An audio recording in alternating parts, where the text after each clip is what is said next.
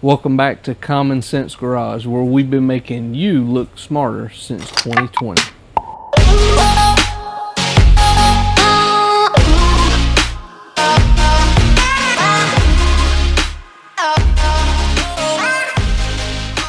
So today, here's what we got for you. I've got a 2005 Dodge Magnum 3.5 liter V6, and we're going to start digging into this thing, ripping parts off of it, tearing it to pieces.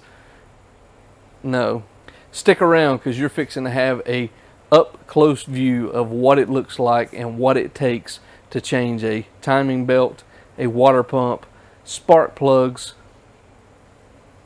and who knows what else. We'll find something else for you to learn while we're in the process, but I've got a few tips, got a few tricks up my sleeve to get this thing accomplished and get it done right, and it'll save me some money, and hopefully by you watching this it'll save you a little bit of money as well.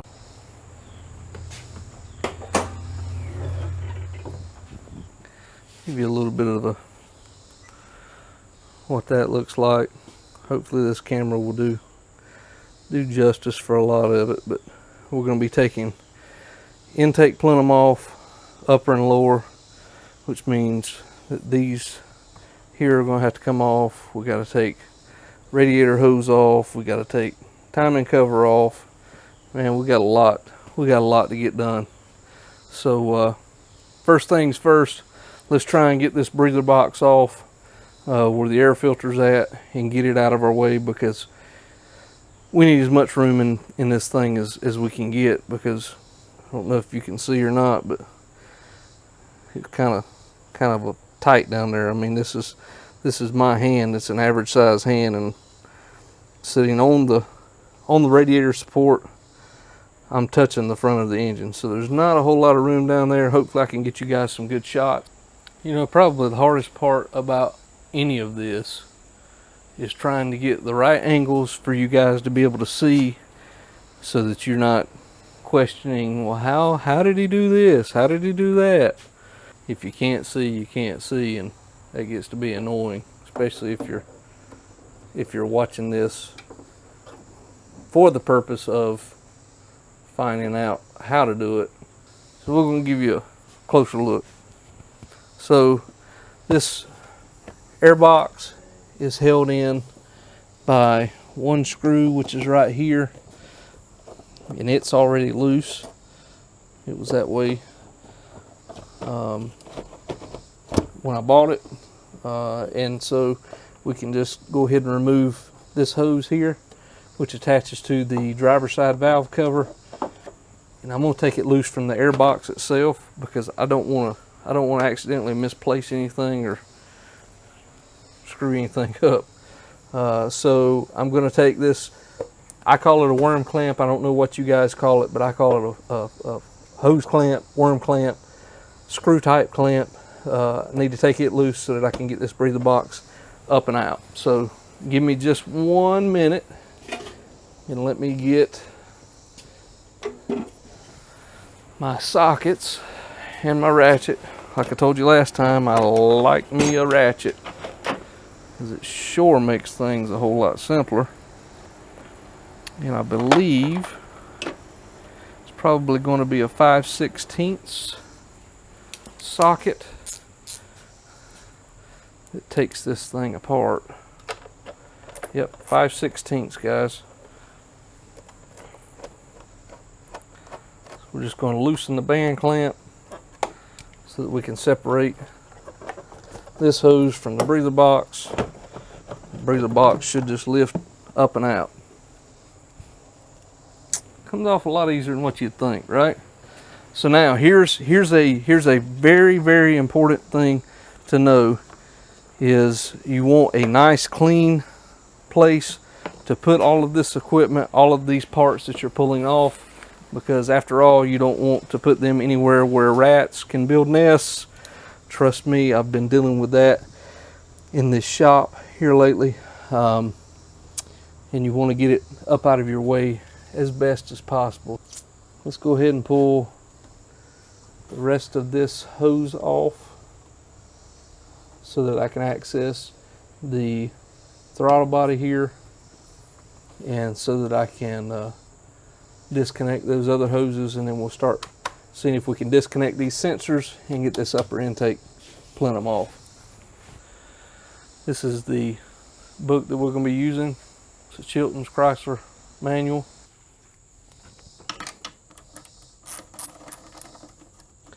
Again, 5/16 clamp.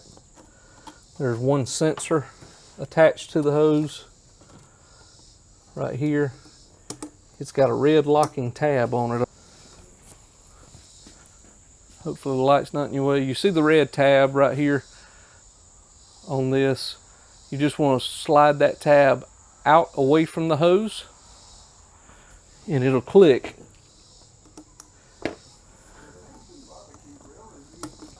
I'm learning about this as I'm going, guys, because I've never tore this thing apart before. But like I said, you have to slide that red tab out this way, and then right behind the red tab there's a push button tab as well. Push that tab down and then you can disconnect the sensor, and it comes off just like that. So now that sensor's off, we've got this clamp loose, we can remove this whole piece of hose and set it aside. Take very special care that you don't mess up any of these clamps here or this sensor that we just pulled off right here, because if you do, you're really going to hate it having to go and buy another sensor. What I generally like to do, and it makes my life a whole lot simpler, is for each one of these sensors that I take off, I'm going to label them with a piece of tape and a marker. And so all I'm going to do is I'm going to wrap the piece of tape around it and create like a little flag off to the side. And the reason I do that is because when I get all this stuff pulled apart, a lot of times I'm not coming right back to it a day later, 2 days later, a week later, and it ends up really causing problems because I can't remember like I used to, and I want to make sure that all these sensors get back in place. So what I'll do is I'll just number it, starting with this sensor, because this is the first one that I pulled off.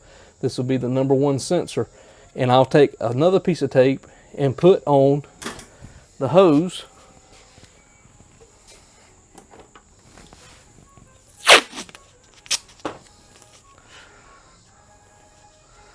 with the sensor.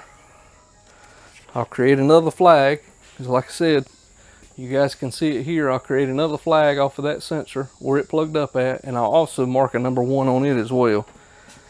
And all that does is that lets me know, or it lets anybody else know, in case I'm not the one that comes back to do this car. I hope that I am, but in case I'm not, it lets the other person know, hey, this sensor goes with this plug. So there's a few more sensors that we're going to take a look at, that we're going to try and disconnect. There's one up here on the plenum itself, one for the, I believe it's the cruise control module. I'm not 100% sure. I can probably look in the manual and tell you, but similar things. They both have red clips on them, and then they have push buttons behind them to release the plug off of the sensor. So I'm just going to go ahead and do that now, and we'll see you then.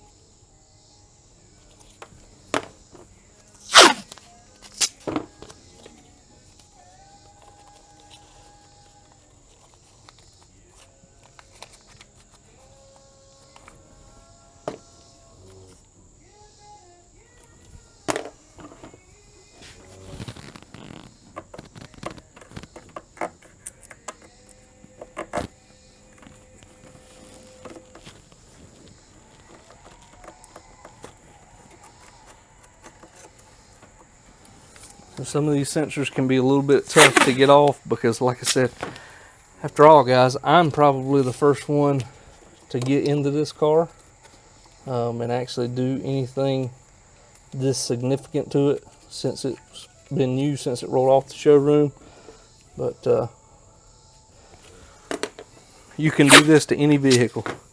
I'm just showing it to you here on a 05 Magnum because that's what I have at my disposal. It's my own personal car that I drive on a daily basis, just like the Toyota pickup truck that you saw.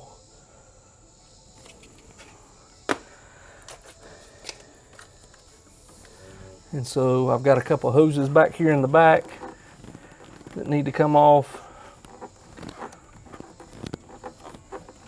Usually you can just twist them to the side.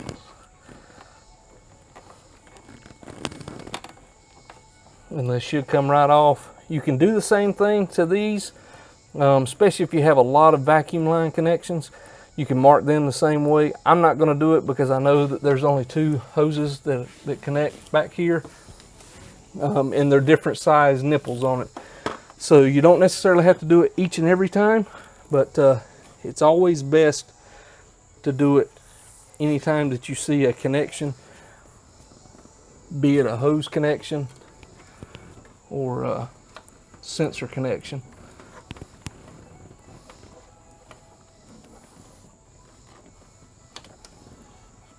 There's also a hose on the back side, and I believe that comes off with the lower intake plenum.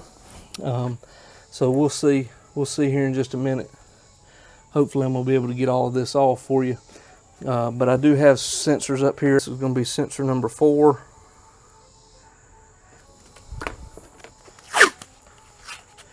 This other one's going to be sensor number 5. And so I know some people, they look at this and they go, man, you know, I've got all these sensors that I have to unplug, and the likelihood of breaking one of them or getting it back in place just really isn't that great. It's okay. Take your time. Label as you go. I promise you'll be all right. I've got a silver Sharpie marker, so what I'm going to do is I'm going to write right here on the plug 4, and then I'm going to write 5. Let's unbolt the intake plenum. A number 10 millimeter is what takes this upper intake plenum off. Now there are specific torques for this intake plenum, specific ways that you have to torque it down. There is a gasket in between it. I'm just checking around to make sure that there's no other bolts lying around.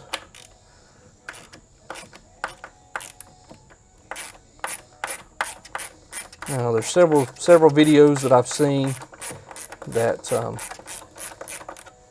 show different ways of getting this timing belt pulled off, pulled apart. Like I said, we're going to do it the way that the Chilton's manual tells you to do it.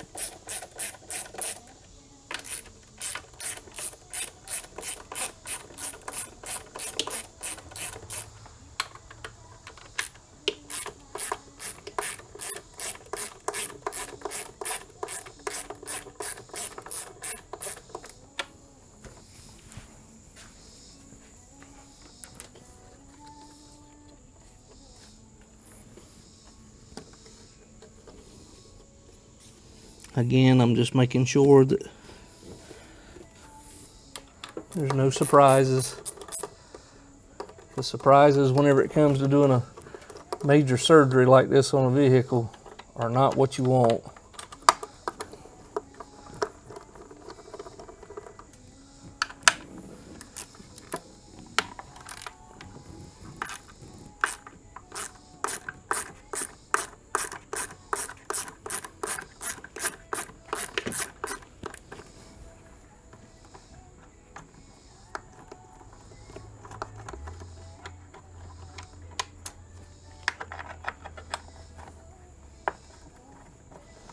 And again, to change the timing belt, you don't necessarily have to pull this plenum off. I've seen plenty of people that don't pull it off, but I'm also going to be changing the spark plugs at the same time. And in order to change the plugs, you do have to remove this intake plenum.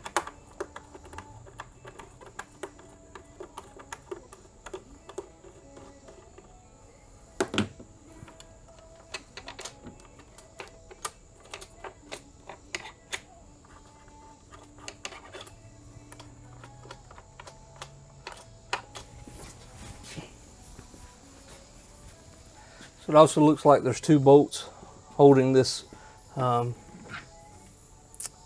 body housing to a bracket. I'm also going to have to take those off. Same 10mm, guys.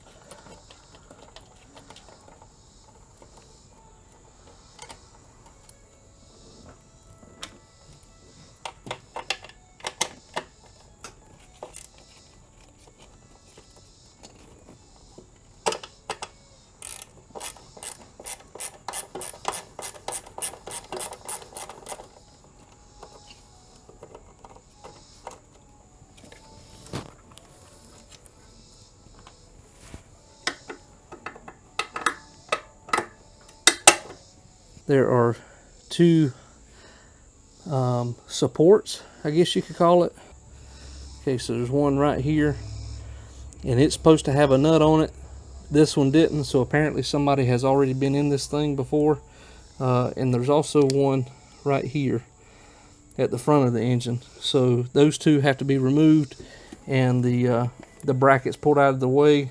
So right here is the bolt holding that support bracket to the head itself, to the block. Well, to the block, I'm sorry. Holding it to the block. And there's another one right down here that holds this one. So make sure you take those 2 off before you start to pull the intake off. All the bolts are loose for the intake plenum. I still need to get this bracket moved up out of the way. 15mm wrench takes off these brackets. All you want to do is just loosen them up to where you can get them out of your way. I'll show you once I get this thing pulled completely off.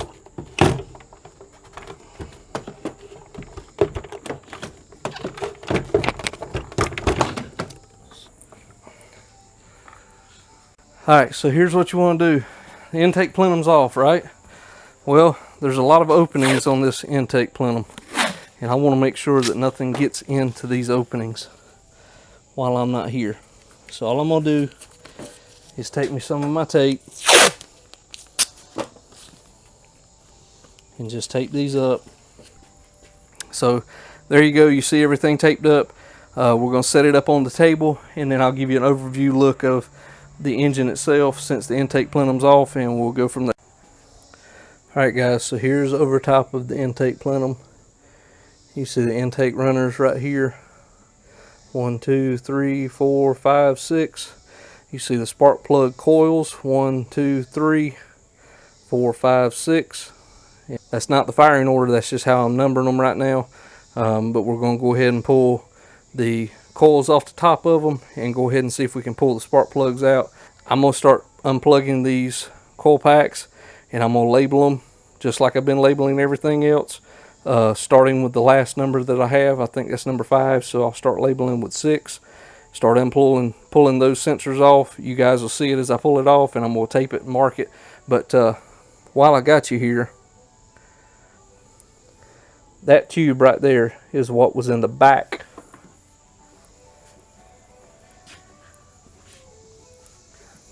of this intake, and it goes right here. So this would be on the driver's side, because there's my other 3 hoses that I pulled off in the back, and there's the Egr tube. So in the kit that I bought for gaskets, it comes with a new gasket for this, and all it is just a little rubber O-ring, real simple little rubber O-ring, nothing real special about it, but it comes in the kit. If you didn't get it in your kit, you need to make sure that you try and get a kit, or at least get a gasket kit. Now, as you can see guys, these are all open holes, so what I'm going to do before I go any further is I'm actually going to get some paper towel and stuff down into each one of these holes, so that as I'm taking anything off of this engine, it doesn't drop down inside the engine. If it drops down inside the engine, you're pretty well SOL, meaning you're going to have to take the whole engine apart in order to retrieve whatever it is that dropped into it. So a little bit of insurance, a little bit more time, but go ahead and plug those openings so that nothing falls into it. So the first one that I'm going to use is I'm just going to wipe up some of this excess oil, because there is oil on this plenum. So that probably tells me that there is a little bit of oil blow by with the rings. I know this to be the case because usually before the next oil change, I have to add some oil to it.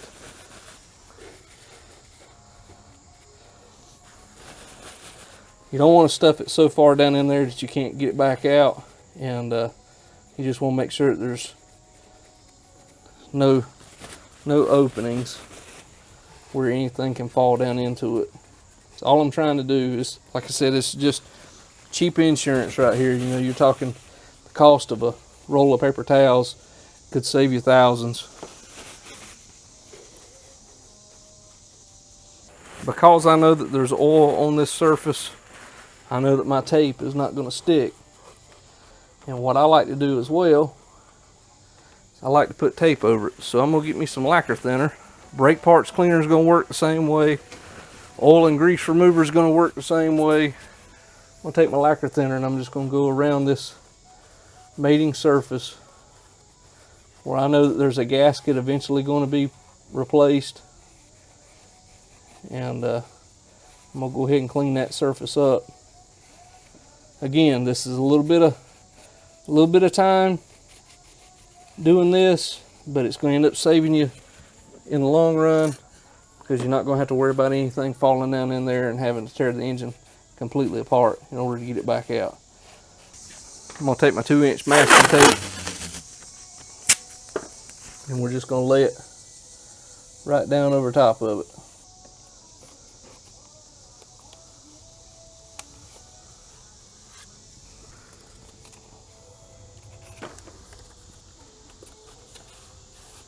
Alright guys, so as you can see, there's absolutely no way that anything being dropped on top of this engine is going to cause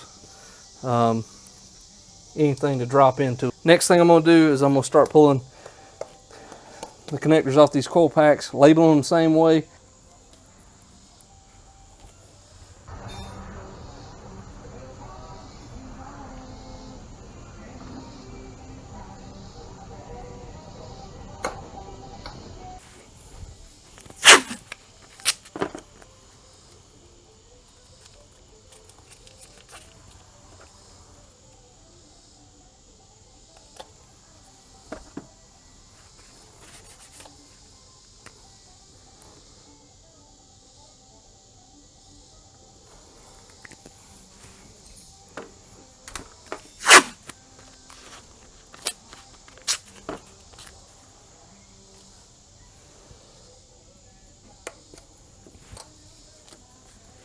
So there's a clip on these things just like there were on the other ones, minus the red pull tab. So you merely press down on the connector and it should come right off. It may take a little bit of wiggling, a little bit of doing, but they will come off.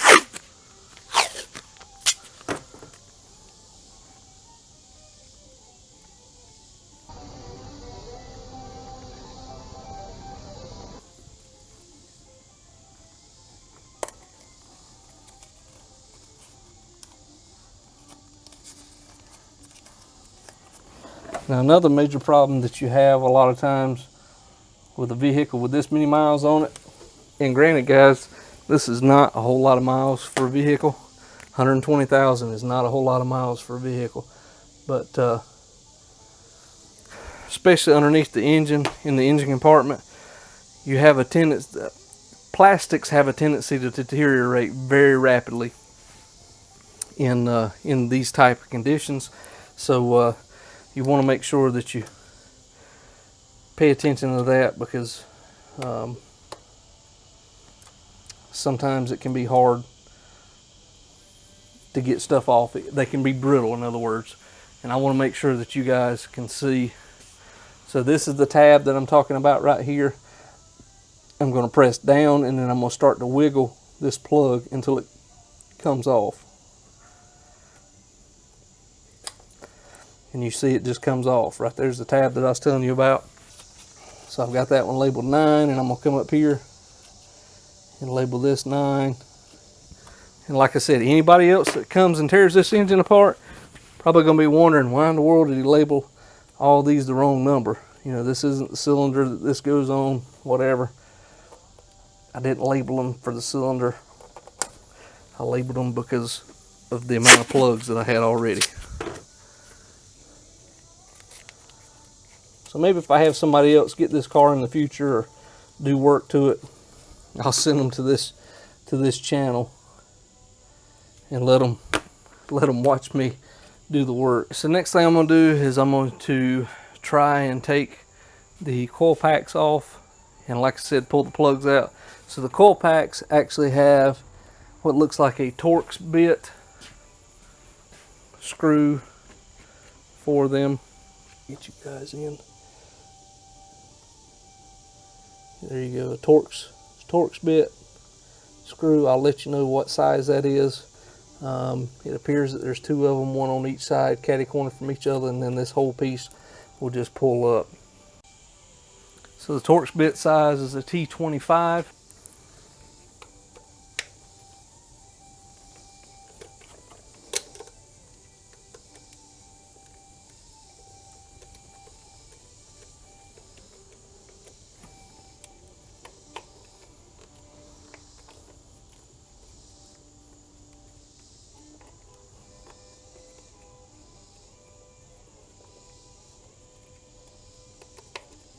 So it looks like there's some spacers on this on this thing up underneath these screws to help you remove them off the spark plug.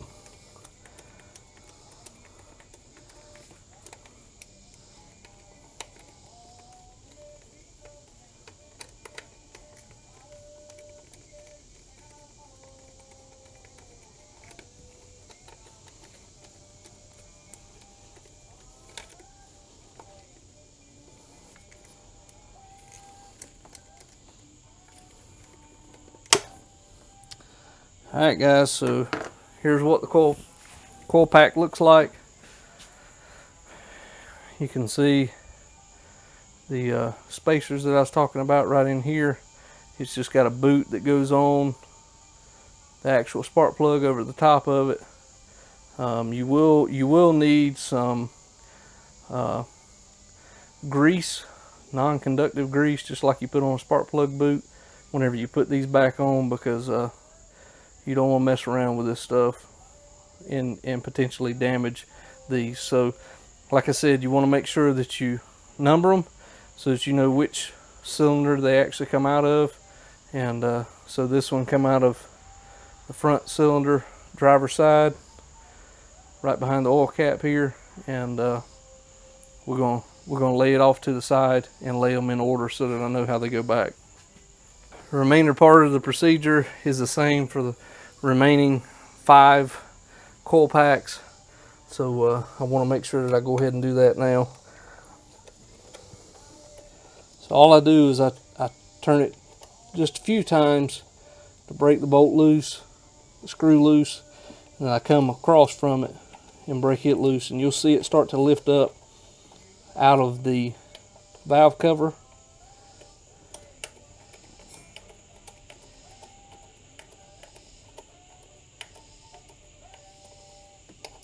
And so I'm just alternating back and forth between each screw, and that just ensures that I don't break anything and that it comes up relatively even. This is not the most shade tree mechanicking stuff that you've ever seen. I don't know what it is, but it works.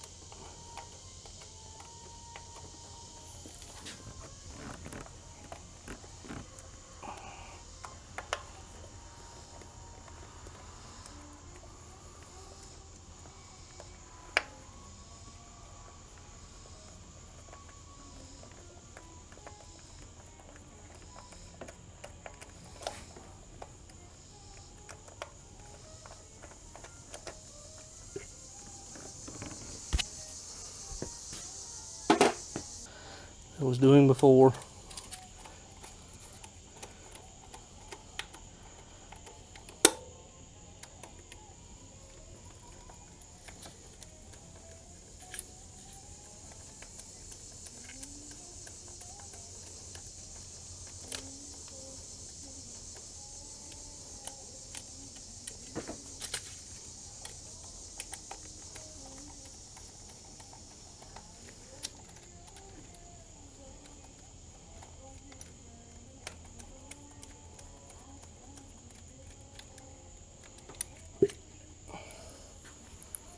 Show you guys what it looks like once I get all these pulled off, how I have situated them.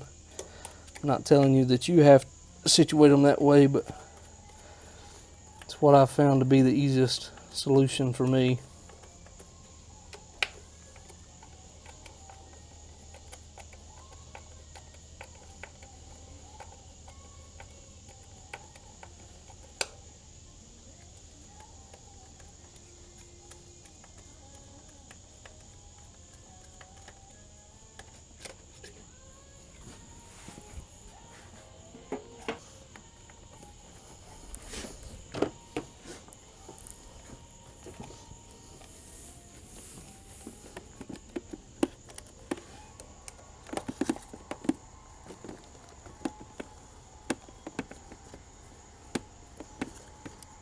So just know, if you're doing a spark plug change, so far it appears to be straightforward and pretty doggone easy for the spark plugs or a coil pack change. Trying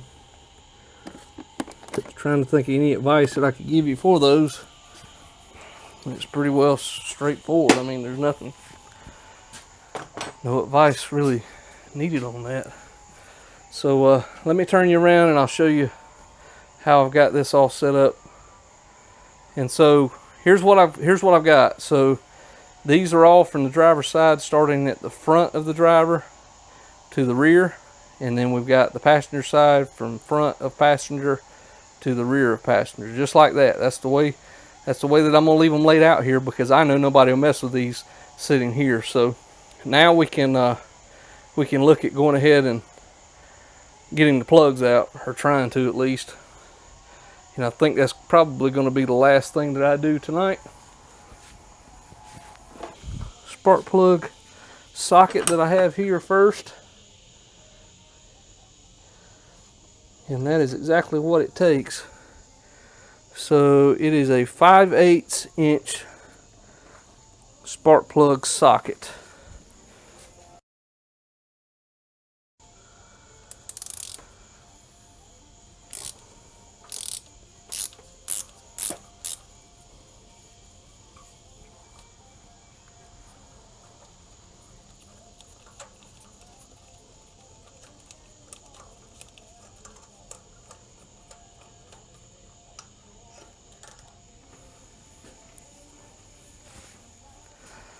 So I'm going to show you each one of these plugs as they come out.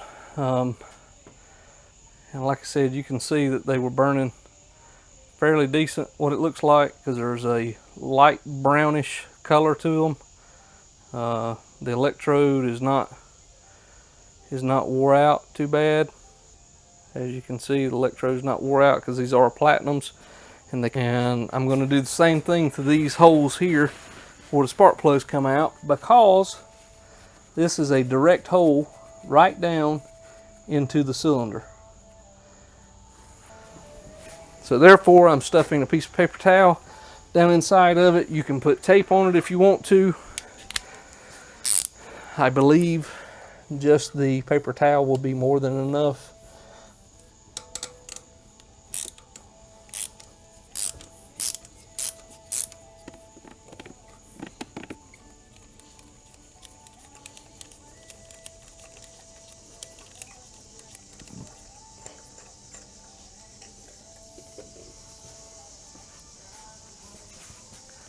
Same thing, guys. Light brown color. Electrode's still good. NGK Platinum plugs, man, this thing is pretty doggone decent. So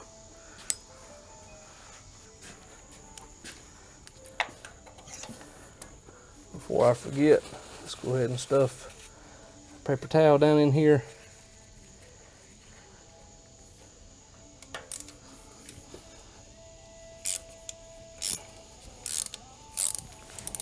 So there is some brown stuff that's on top of the engine. Kind of feels like a foam type deal. I believe it's just to keep the plastic of the intake from rubbing against the metal of the head, the valve cover, and to kind of keep that where it doesn't wear a hole through it. So I have to tell you guys, so far I'm pretty impressed, because all of these plugs, the electrode is still good, and they're light brown tan color like they're supposed to be. So everything so far looks normal, actually better than normal for a 120,000 mile vehicle.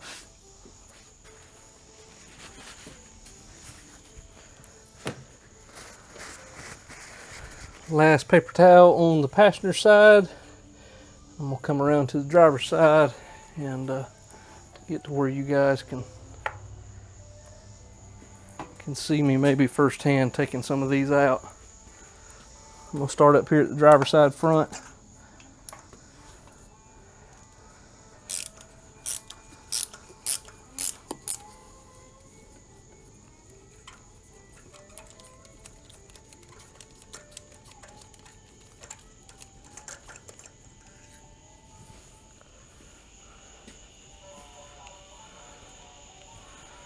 Alright, so this one looks a little bit darker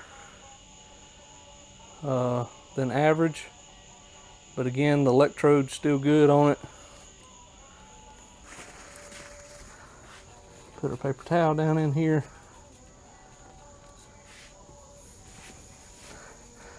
I need to get up with my father-in-law because he has a bore scope, and see if I can get you some footage down in the inside of this thing, because I'd be interested to see what the cylinder walls look like, what the top of the piston looks like, make sure there's no abnormal wear, abnormal oil, or anything else. So I may try and do that before I put these new plugs back in. I think it'd be a really cool shot to see all that.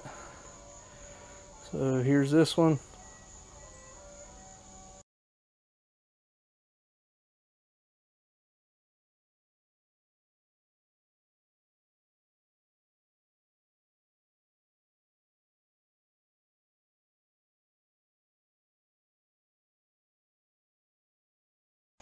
Get you guys so you can actually see this.